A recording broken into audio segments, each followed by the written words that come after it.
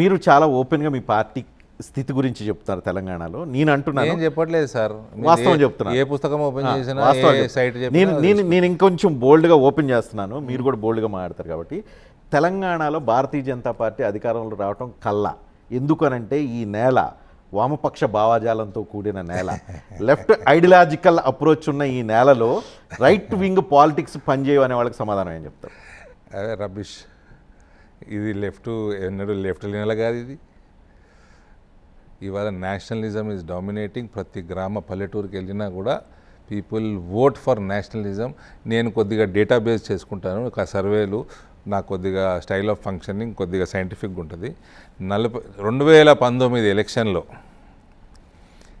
నేను చేసుకున్న హోంవర్క్, 44% ఓటర్లు నేషనలిజం హిందుత్వానికి ఓట్లేశారు. 44%.